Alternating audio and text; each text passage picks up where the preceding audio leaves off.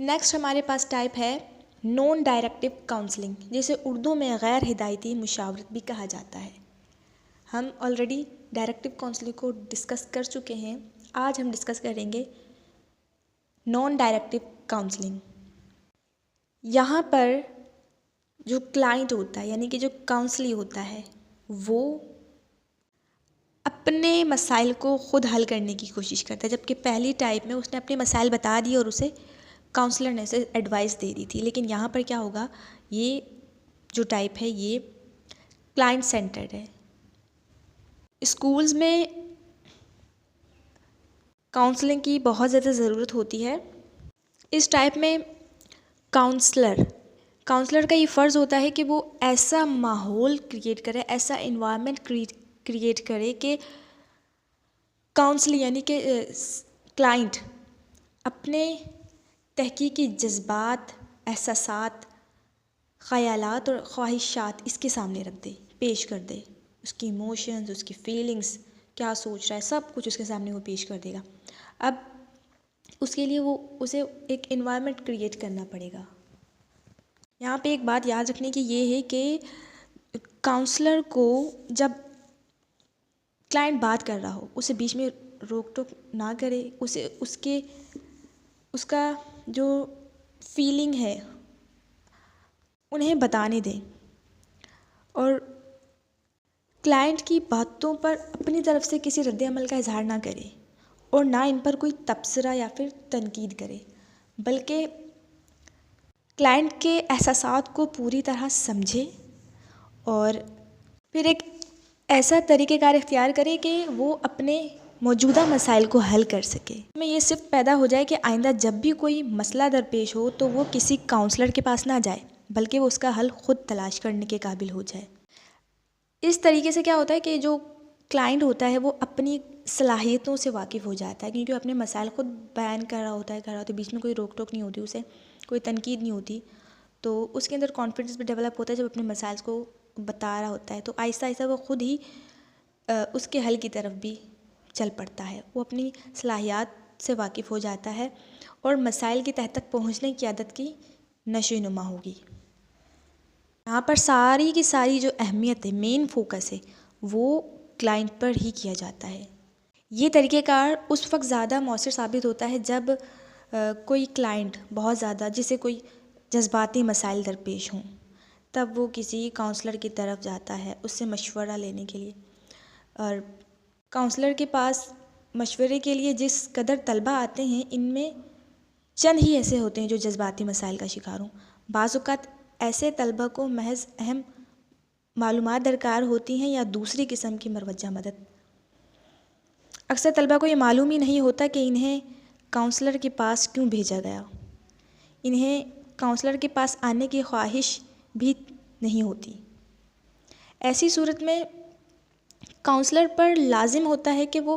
حقیقت کی تہ تک پہنچے،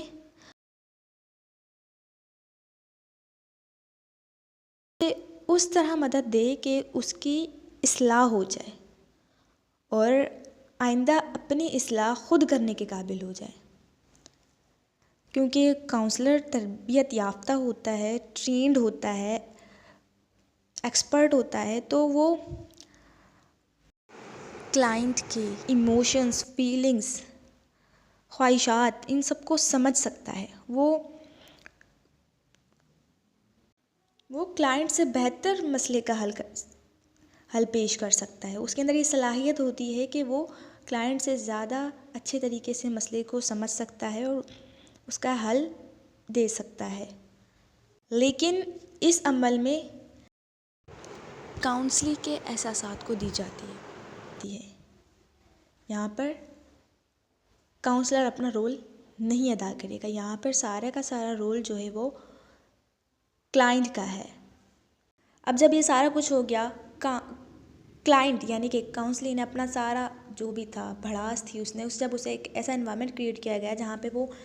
بغیر ڈرے، بلا جھجک کے سب کچھ بول سکتا ہے، اس کے لیے آپ کو انوائرمنٹ کریٹ کرنا پڑے گا۔ یہ سب ہونے کے بعد جو اپنے مسائل بیان کر لے گا تو پھر اب یہاں پر جو ہے وہ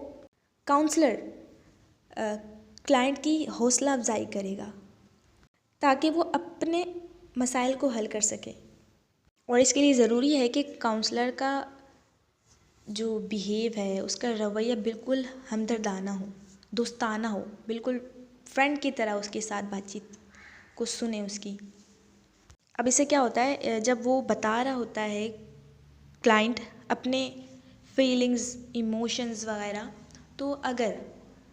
کوئی کلائنٹ غصہ، نفرت، حقارت، احساس کمتری وغیرہ کا اظہار کرے گا تو جو کاؤنسلر ہوگا اسے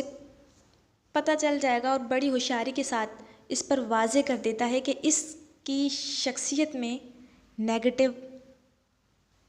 جذبات ہیں، منفی جذبات ہیں، کس حد تک ہیں، تاکہ جب وہ آئندہ جب وہ کام کرے گا تو کلائنٹ کو یہ اندازہ ہو جائے کہ جس کے سامنے وہ بات بیان کر رہا ہے یا پھر جس کے سامنے اپنے پرابلم شیئر کر رہا ہے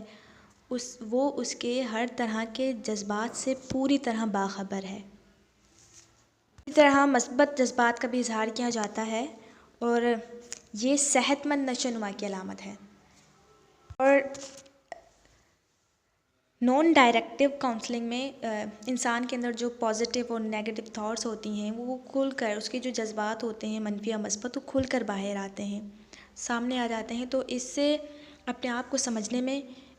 بہت مدد ملتی ہے اور مسائل کے حل کے لیے ایک راستہ مل جاتا ہے، خود شناسی پیدا ہو جاتی ہے انسان کے اندر۔ کاؤنسلر کا کام ہے کہ وہ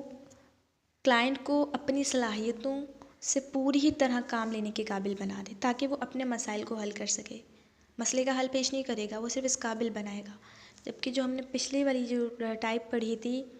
ڈائریکٹیو کاؤنسلنگ، وہاں پر ایڈوائس دی جا رہی تھی، یہاں پہ ایڈوائس نہیں دی جائے گی، یہاں پہ